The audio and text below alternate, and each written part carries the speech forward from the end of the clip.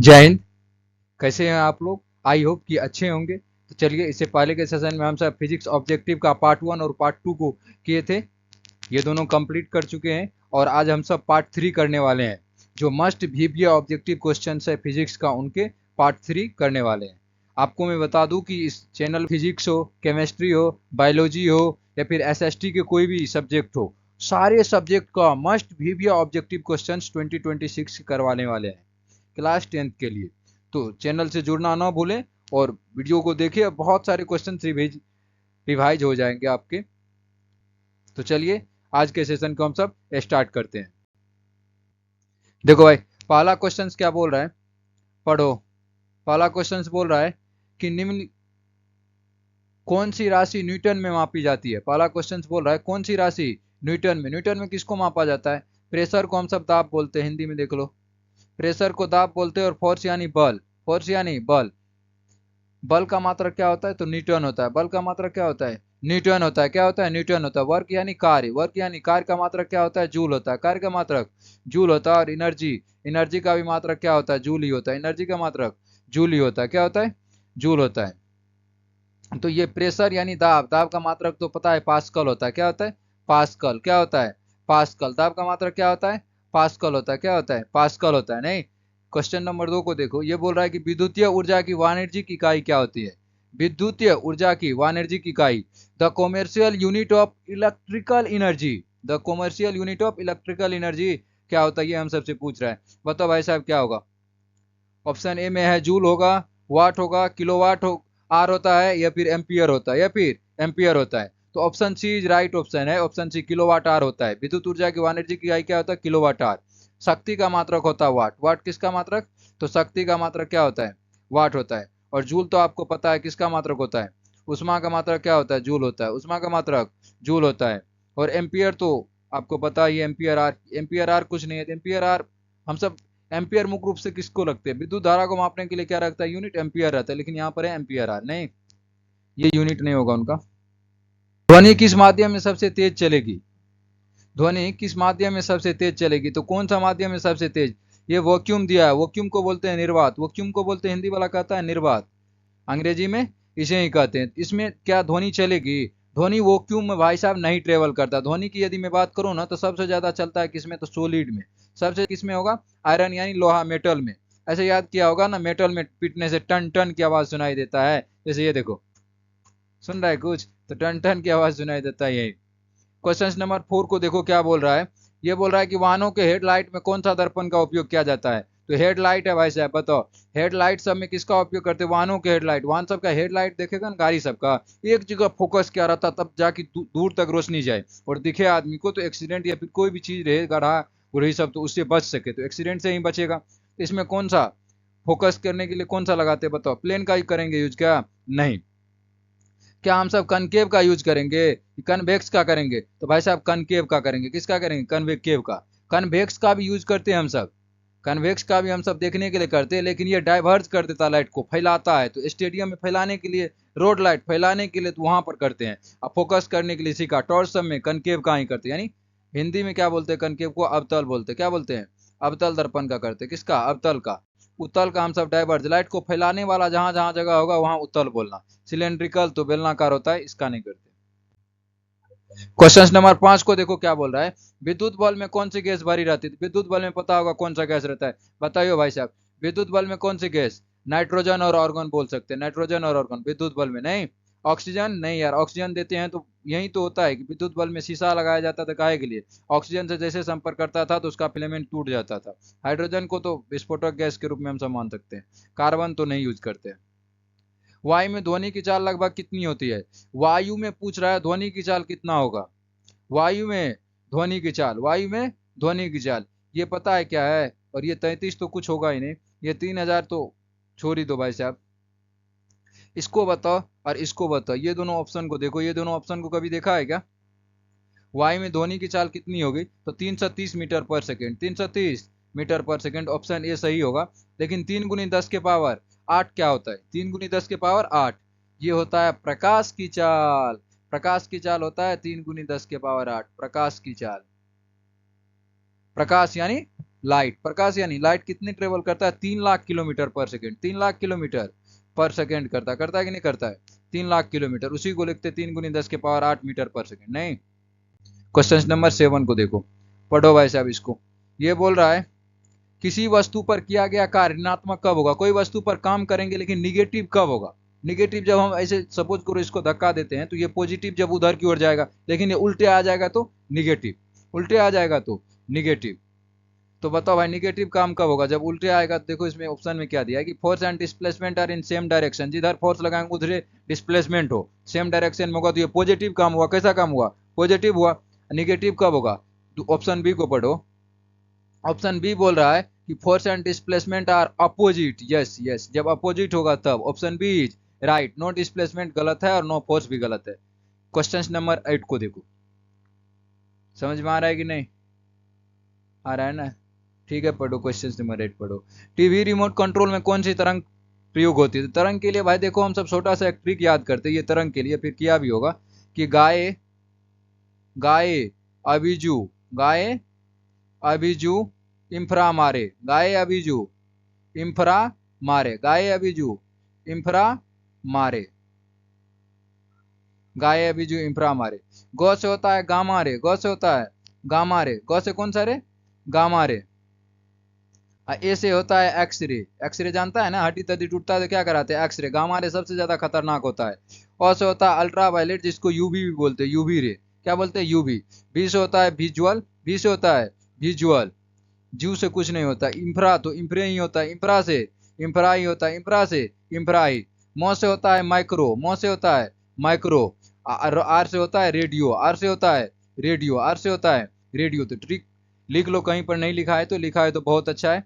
तो बताओ इसमें टीवी कंट्रोल में टीवी रिमोट सब जो होता है उसमें बहुत दूर के लिए थोड़े न रहते। रेडियो वेव का हम सब यूज करते कहाँ पर? दूरदर्शन के लिए। दूरदर्शन यानी दूर से जब दर्शन करना है तो दूरदर्शन कहलाता है। वहां पर रेडियो वेव कहते हैं रेडियो। पहले देखा होगा रेडियो था जिसमें ना सिग्नल इतना जो गिरा तो पकड़ाने के लिए खींचते रहो, बड़का हो जाता था एल्टीना टाइप का, और उसको लेकर घूमो। उसके बाद कार समय भी आने लगा।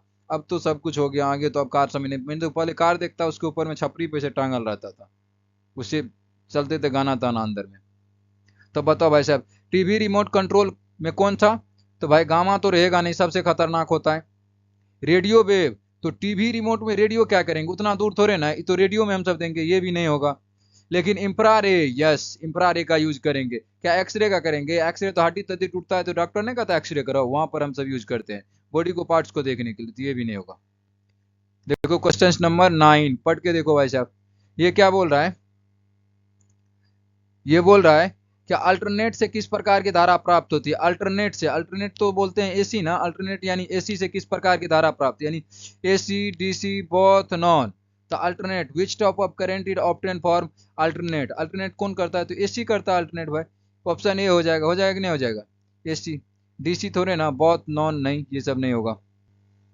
तो देखो क्वेश्चन नंबर 10 को पढ़ के देखो, बोल रहा है कि ध्वनि किस माध्यम से नहीं गुजर सकती? तो भाई वो क्यों, ये वैक्यूम से नहीं गुजर पाता। ध्वनि को जाने के लिए किसी माध्यम की जरूरत होती है, चाहे सॉलिड हो, लिक्विड हो या फिर गैस हो।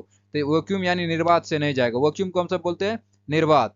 निर्वात में ध्वनि नहीं जाता, यानी चंद्रमा सब पे क्या रहता है? निर्वात रहता है, तो वहां पर ग्रेविटी भी काम नहीं करता है, और हम सब जो बोलते हैं वो आवाज भी एक स्थान से दूसरे स्थान तक नहीं जा पाता। कहां पर? तो चंद्रमा सब पे नहीं। ये है गैस, गैस में भी जाता है, लिक्विड में भी जाता है, सॉलिड में भी। तो ध्वनि किस माध्यम से नहीं गुजर सकती है? तो ऑप्शन डी हो जाएगा ना, नहीं गुजरना। नहीं गुजरना तो यही सही है, इसी से नहीं गुजरेगा, इसी से नहीं गुजरेगा। इससे तो गुजरता है, इससे भी गुजरता है, इससे भी गुजरता है। सबसे ज्यादा सॉलिड से, उसके बाद लिक्विड से, क्या उसके बाद गैस से, फिर लिक्विड से। तो भाई साहब आप ये तो जानते ही होंगे ना, या फिर जान ही रहा होगा ना कि देखो भाई साहब यदि हम सब स्पीड की बात करो ना, किसकी बात करो? स्पीड की। तो एक सेकंड देख लो कि सबसे ज्यादा ना ध्वनि की स्पीड सॉलिड में होता है। किस में होता है? सॉलिड में, उससे ज्यादा। उसके बाद किस में होता है बताइयो? उसके बाद लिक्विड में होता है, उसके बाद लिक्विड में, उसके बाद लिक्विड, उसके बाद होता है गैस में, उसके बाद होता है गैस। यानी सबसे कम किस में होता है? गैस में होता है। सबसे कम किस में होता है? तो गैस में होता है। नहीं, ये पता रहना चाहिए। अब ये भी बात समझ लो कि ये जो स्पीड हम बता रहे किसकी? साउंड की बता रहे हैं ना। साउंड का स्पीड डिपेंड करता है डेंसिटी पर। किस पर करता है? डेंसिटी। तो सबसे ज्यादा सॉलिड का डेंसिटी, फिर होता है लिक्विड, फिर होता है गैस का। इसी कारण उतना जल्दी ट्रेवल कर पाता है। तो भाई साहब ये बोल रहा है क्वेश्चन नंबर 11 क्या बोल रहा है कि गतिज राशि की इकाई है, गतिज राशि की इकाई यानी मोमेंटम का पूछ रहा है। किसका पूछ रहा है? मोमेंटम का पूछ रहा है, गतिज राशि की। मोमेंटम तो आपको पता है, मोमेंटम को हम सब किसके द्वारा डिनोट करते हैं? मोमेंटम यानी संवेग, मोमेंटम यानी संवेग। संवेग को हम सब किसके द्वारा डिनोट करते हैं, आपको पता है ना? संवेग को हम सब पी के द्वारा डिनोट करते थे। पी बराबर एम भी होता है। एम यानी मास, मास का मात्रक केजी, भी velocity metre per second, metre per second, यानी ऑप्शन ए राइट हो जाएगा। ये तो जूल, उष्मा का मात्रक भी जूल होता है ना। शक्ति का मात्रक वाट होता है, शक्ति का मात्रक वाट। पास्कल किसका? दाब का। पास्कल किसका? दाब का मात्रक होता नहीं। कैमरा में कौन सा लेंस का प्रयोग किया जाता था? कैमरा में सबको पता है, कन्वेक्स का। किसका किया जाता है? कन्वेक्स का किया जाता है, कनकेव का नहीं किया जाता है, ना प्लेन सबका किया जाता है। नहीं, देखो सर्च लाइट में कौन सा दर्पण का उपयोग किया जाता है? सर्च लाइट सब के रूप में। लाइट यानी एक जगह फोकस करना चाहिए, करना चाहिए कि नहीं करना चाहिए? उसमें आपको याद रखना पड़ेगा, कनकेव का ही हम सब करते। किसका करते? कनकेव का। कन्वेक्स का भी नहीं करते, नहीं प्लेन का, नहीं सिलेंड्रिकल। नंबर 14 देखो, जनरेटर में धारा की दिशा किस नियम द्वारा ज्ञात की जाती है? तो फ्लेमिंग के राइट हैंड नियम, फ्लेमिंग के राइट हैंड नियम द्वारा। फ्लेमिंग के जो लेफ्ट हैंड नियम होता है उसमें हम सब चुंबकीय क्षेत्र का, उसमें हम सब चुंबकीय क्षेत्र की दिशा बताते हैं। चुंबकीय क्षेत्र की दिशा, किसकी दिशा? चुंबकीय क्षेत्र की दिशा। नहीं, ओम्स लॉ तो प्रतिरोध के लिए लगती है। ओम्स लॉ प्रतिरोध यानी V बराबर आई आर, V बराबर आई आर। नहीं, जूल्स लॉ तो आपको पता है उष्मा के लिए आता है। जूल्स लॉ किसके लिए आता है? उष्मा, जूल नहीं खो जाता। नहीं, आगे देखो क्वेश्चन नंबर 15 क्या बोल रहा है कि कौन सा यंत्र विद्युतीय ऊर्जा को यांत्रिक में बदलेगा? यानी विद्युत ऊर्जा को यांत्रिक ऊर्जा में कौन बदलेगा? विद्युत ऊर्जा को। तो विद्युत ऊर्जा यानी विद्युत ऊर्जा देते हैं इलेक्ट्रिक मोटर में, यांत्रिक में कन्वर्ट, ऑप्शन बी। जनरेटर तो आपको पता है, इसमें यांत्रिक ऊर्जा हम सब देते हैं क्या? हाँ, ये देता है क्या? विद्युत यानी मैकेनिकल एनर्जी इसमें देते हैं। ये देता है हम सबको इलेक्ट्रिकल एनर्जी, शादी ब्याह में लगा के बल्ब जलाते हैं। ट्रांसफार्मर तो डिवाइड करता है करंट को, करंट को बांटने का काम कौन करता है? ट्रांसफार्मर ही करता है। कौन करता है? ट्रांसफार्मर ही। बैटरी तो आपको पता है डीसी धारा को स्टोर करता है, करता है कि नहीं करता? यानी एसी देते हैं, एसी को स्टोर कर लेता है डीसी के रूप में, या फिर स्टोर के रूप में काम करता है कौन? बैटरी। बैटरी तो पता है स्टोर के रूप में काम करता है। क्वेश्चन नंबर 16 को पढ़ो। कौन सा ऊर्जा स्रोत अच्छा यानी रिन्यूएबल है? कौन सा है? रिन्यूएबल। रिन्यूएबल कौन सा एनर्जी है? तो कोल है क्या? नहीं है यार, एक बार गया तो गया। पेट्रोलियम भी नहीं है यार। सोलर एनर्जी होता है लेकिन नेचुरल वाला ये भी नहीं होता है। देखो क्वेश्चन नंबर 17, यदि बल लगाने पर वस्तु विस्थापित नहीं होती तो कार्य जीरो होता है। क्या होता है? जीरो। निगेटिव भी नहीं होगा, नहीं पॉजिटिव होगा, ना मैक्सिमम, ये सब नहीं होगा। टॉर्च में कौन सा दर्पण का प्रयोग किया जाता है भाई साहब? हमारे टॉर्च जो रहते हैं उसमें कनकेव का किया जाता है, एक जगह फोकस करना। कन्वेक्स नहीं, सिलेंड्रिकल नहीं, और प्लेन भी नहीं। क्वेश्चन नंबर 19 देखो, उच्च सटीकता से विभवांतर मापने के लिए कौन सा यंत्र का प्रयोग किया जाता है? विभवांतर मापना है तो पोटेंशियल मीटर का, पोटेंशियल मीटर का। वोल्ट मीटर तो वोल्टेज बताता है। क्या बताता है? वोल्टेज कितना है कौन बताएगा? Volt meter. Galvanometer small current को माप लेता है। किसको माप लेता है? स्मॉल करंट को। स्मॉल करंट को कौन बताता है? गैल्वेनोमीटर। एमीटर किसको मापता है? एमीटर किसको मापता है यार? करंट को ही मापता है। किसको मापता है? करंट मापने के लिए लाते हैं। करंट का मात्रक वैसे एम्पियर होता है। एम्पियर को हम सब किस में मापते हैं? एमीटर में मापते हैं। किस में मापते हैं? एमीटर से। नहीं, अपवर्तनांक की इकाई metre per second, no unit. No unit सही है, ऑफ नो यूनिट यानी ऑप्शन बी। अपवर्तनांक की इकाई क्या होगा? No unit. Metre per second नहीं होगा, न्यूटन ट्यूटन ये सब नहीं होता है। जूल तो पता ही उष्मा का होता है, न्यूटन किसका होता है? बल का होता है। मीटर पर सेकेंड किसका होता है? बताओ तू सब, किसका होता है? ऑप्टिकल फाइबर संचार में कौन सी घटना का उपयोग होता है? ऑप्टिकल फाइबर में ना total internal reflection, total internal reflection, option number C होगा राइट। रिफ्लेक्शन नहीं यार, रिफ्लेक्शन तो जानता है ना, टकरा के, जैसे हम सब कहीं पर जाते रहते, किसी से टकराते हैं, धन फिर ऐसे करके लौटते हैं, लौटते कि नहीं लौटते? तो वहां पर कौन सा काम करता है? रिफ्लेक्शन। वहां पर क्या होता है? रिफ्लेक्शन। रिफ्लेक्शन तो हेल जाना, ई पार से ऊपर, जैसे लाइट चला जाता है शीशा के पार से ऊपर, तो वहां पर क्या होता है? रिफ्लेक्शन होता है। दीवार के पार से ऊपर जाता है छेद सबसे, वही रिफ्लेक्शन। ई पार से ऊपर जाना, पानी में जाना, वायु में जाना लाइट का, ये सब क्या हुआ? यही हुआ। डिस्पर्जन जानता है ना? वर्ण विक्षेपण। डिस्पर्जन जानता है कि नहीं जानता? ये डिस्पर्जन वर्ण विक्षेपण। इंद्रधनुष बनता है इसी पे ना, इंद्रधनुष डिस्पर्जन के कारण ही बनता है। क्वेश्चन नंबर देखो ये 22 क्या बोल रहा है? ध्वनि की तीव्रता किस पर निर्भर करेगी यार? ध्वनि की तीव्रता किस पर करेगी? फ्रीक्वेंसी पर, या फिर एम्पलीट्यूड पर, या फिर वेवलेंथ पर, या फिर? तो एम्पलीट्यूड पर करता है भाई साहब। किस पर करता है? एम्पलीट्यूड पर, ऑप्शन भी है। फ्रीक्वेंसी तो तीव्रता को बताता है। ये बताइए भाई साहब क्वेश्चन नंबर 23, एक दोलन पूरा करने में लगा समय। एक दोलन पूरा करने में लगा समय क्या कहलाता है? टाइम पीरियड कहलाता है। क्या कहलाता है? Time period. फ्रीक्वेंसी क्या होता है? फ्रीक्वेंसी तो ये होता है ना, यानी एक सेकेंड में कितने बार ऐसे ऐसे करे वो उसकी फ्रीक्वेंसी हो जाएगी। वेवलेंथ तो तरंग की लंबाई, यही कि ये ऊपर नीचे इतना तो ये तरंग होगा तो इसकी लंबाई। वेलोसिटी तो नहीं। चालक का प्रतिरोध ज्ञात करने के लिए कौन सा नियम? चालक का प्रतिरोध निकालना है तो ओम्स लॉ खोजो। चालक का प्रतिरोध ओम्स लॉ याद रखना भाई साहब, V बराबर आई आर। V बराबर आई आर को बोलना नहीं। जूल का नियम तो जूल ही दिया था। कूलम्ब का नियम चार्ज के लिए लगता है। किसके लिए लगता है कूलम्ब का नियम? चार्ज के लिए लगता है। न्यूटन लॉ किसके लिए लगता है? बल के लिए ना। बल का मात्रक न्यूटन है ना। न्यूटन के अलग अलग लॉ होते हैं भाई साहब। न्यूटन के 3 नियम होते हैं। गति संबंधित न्यूटन के कितने नियम? 3। गति संबंधित न्यूटन के कितने नियम? 3 नियम होते हैं। गति संबंधित न्यूटन साहब के 3 नियम होते हैं। कौन कौन सा होता है? पहला एक्शन रिएक्शन की इनेसिया, पहला इनेसिया होता है। पहला कौन सा? इनेसिया। दूसरा कौन सा होता है? F बराबर एम ए। दूसरा F बराबर एम ए। तीसरा कौन सा होता है?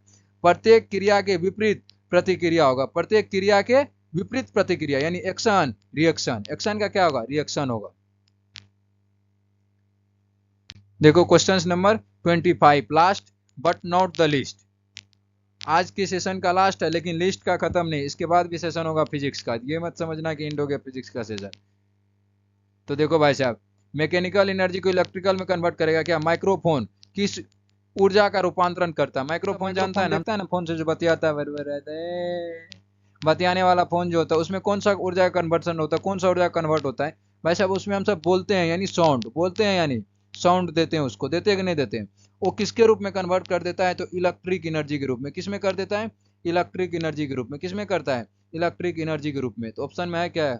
साउंड को मैकेनिकल को इलेक्ट्रिकल में। तो ये तो कौन करता है मैकेनिकल को इलेक्ट्रिकल में? जनरेटर। कौन करता है? जनरेटर। इलेक्ट्रिकल को मैकेनिकल में ये कौन करता है? मोटर। ये कौन करता है? मोटर। इलेक्ट्रिकल को साउंड में ये कौन करता है? तुम सब बताना। साउंड को मैकेनिकल में। भाई साहब ये कहाँ है? यहीं पर काट दो इसको। इसको क्या हम सब कर देते? साउंड को इलेक्ट्रिकल बना दो। इसको क्या कर दो? इलेक्ट्रिकल बना दो। साउंड को इलेक्ट्रिकल बना दो। आज के सेशन का ये लास्ट क्वेश्चन था। करेंगे अगला session next time. I hope कि सेशन अच्छा लगा होगा। ऐसे ही जुड़े रहिए चैनल से। और 25 ऑब्जेक्टिव क्वेश्चन हम सब जो फिजिक्स का करते जा रहे हैं, उसको करने के बाद हम सब स्टार्ट करने वाले हैं बायोलॉजी का भी, तो वो भी हम सब करेंगे। इनके साथ साथ हम सब ऑप्शन का भी डिस्कशन कर रहे हैं। चलिए मिलते हैं नेक्स्ट सेशन में आपके साथ। तो आज के लिए इतना ही। जय हिंद।